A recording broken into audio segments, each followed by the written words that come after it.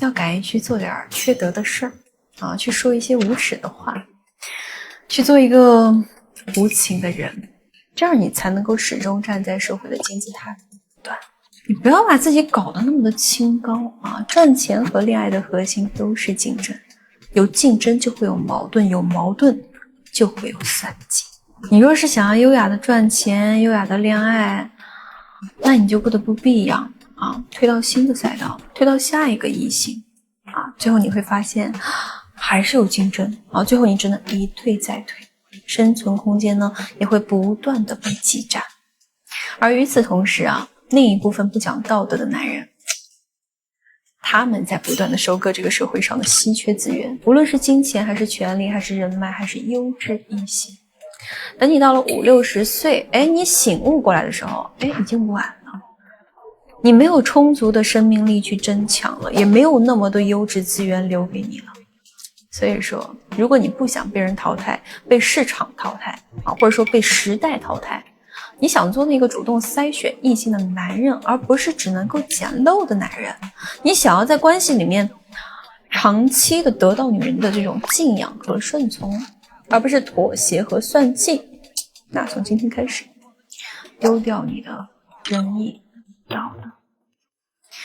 当然我说的这个仁义道德不是你们所知道就是纯纯就是让你做个坏人，不是。那接下来我会给你们分享2个不那么道德，甚至还有点离经叛道的2个心态啊，或许它能够让你重新掌握任何关系的这种能力啊。仔细听啊，接下来的5分钟有可能是你今年最清醒的5分钟。首先第一个心态呢，它适用于任何外部带给你的痛苦。这个心态叫做闲言过耳，不至于心，我心有尺，人言自清。别人说的话做的事儿，你听完看完就把它忘掉，不用过多去计较，也不用过多去执着。大部分男人之所以在感情里面痛苦，不是因为你条件差，也不是因为女人对你坏，造成你痛苦的唯一根源就是你想象力太丰富了，你的同理心实在太强，太敏感了。他只是随口的说一句你这个发型太显老了，那你就去猜他是不是嫌你年龄大啊？但实际上呢，他只是给你单纯开个玩笑，只是单纯的在讲这个发型而已，你却因此反而还内耗了好几天呢啊！而更痛苦的是什么呢？大部分兄弟的同理心又很强，你明明心里非常的不舒服，你想要跟他直接说你这话让我挺不爽的，但是你们又会去想什么？我这么说会不会太重了？我说了他会不会难过？他会不会就会多想啊？甚至会影响我们俩的感情啊？最后你就只能选择什么？一个人生窝囊气，甚至有时候把自己气的呀都经常胃疼了，结果自己一个人在被窝里疼着疼着睡着了，结果人家女孩呢一点感觉没有，她觉得你有点莫名其妙。很多中年兄弟啊，他就是这么拧巴。你在跟这个女生相处的时候，既忍受不了她的一些缺点，但又忍不住去体谅她，对不对？这种恨海晴天的感情，说到底只是你自己在惩罚你自己，你在用他说的话做的事去惩罚你自己，而且你不知道如何去引导他改掉问题，到最后就陷入到了一个恶性循环，你越来越痛苦，他越来越放纵，直到某一天砰，关系爆炸了啊！所以像这种忍着难受又说不出口的情况，你们应该怎么办？我给你们一个极其腹黑的心态啊！下次女生如果再说出让你不舒服的话，或者说做出让你很不舒服的事儿，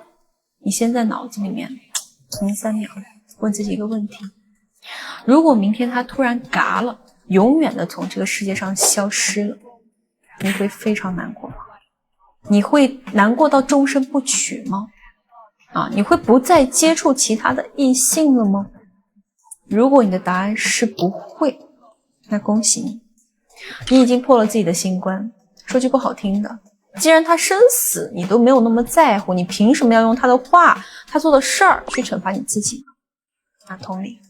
既然你不会因为他说的话做的事儿去惩罚你自己了，那你是不是就可以大大方方的提出你的意见了呢？你就可以毫无心理压力的带着他去改变，带着他去改掉他的缺点，然后再去创造一段更优质的关系呢？那到底又该如何引导他去改变，带着他去改掉那些缺点你可以跟他怎么讲？你的哪个点让我很不舒服？好，我知道这么说你也有情绪，但是情绪解决不了我们的问题，只会放大彼此的偏见，对吗？所以说说你的想法吧，我们一起去面对坎坷。如果下次我犯错了，你也可以用同样的方式让我变得更好。那这段话呢，兄弟们，你们可以把它融会贯通，结合你的个人情况去用一用啊，收藏下来吧先。尤其是你喜欢的女生年龄比你小的话，那这段话真的很管用，因为你没有指责，没有说教，没有高高在上，你只是展示了你成熟男人的稳重，你在带着他去培养一个更完整的恋人，你在创造一段更优质的关系。而这种年上男人的带领感是任何一个女人都无法抗拒的。OK， 那这第一个心态呢，其实是只适用于那些外在的痛苦。那接下来的第二个心态就适用于你内在的焦虑。比如说你会忍不住去想，我都30好几了，再不谈个恋爱我都成大龄剩男了啊！再比如说你会忍不住去想，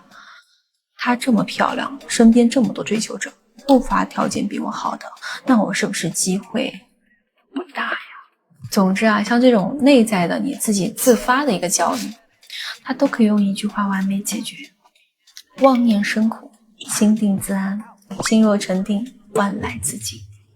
一个男人，尤其是中年男人，你的生命力是很恐怖的，任何外界的困难都是无法打倒你的，而唯一一个能控住你的陷阱，往往就是你内心的执念和妄想。从小到大，是不是总是有人给你灌输一个观念，就是压力会变成动力？今天我要狠狠地戳破这个谎言，不要天真了，兄弟。超出你承受负荷的压力从来都不可能变成动力，它只会100%变成你的病力，甚至是变成你以后不自信自卑的一个源泉啊，变成你的甲状腺结节，变成你的重度失眠，变成你大把掉落的头发。古罗马哲学家塞内加曾经一针见血地指出，我们在想象中受苦多过在现实中受苦。那现在你可以静下来复盘一下，你这辈子经历的最大的一些痛苦是什么东西？除了你生病发烧时的头晕脑胀，除了你走路不小心踢到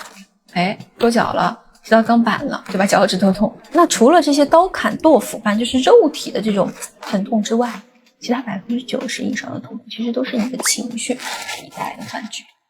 他们并不是真实存在的，真正折磨你的是那个还没有发生的糟糕结果，是那个早就过去的尴尬瞬间，是那个领导不经意间的皱眉，是那个女生偶尔对你的一次冷淡。这些本身无法打倒你只不过在你的大脑里面疯狂的你把它们灾难化了，让你用自己的想象力狠狠的在扇自己的耳巴子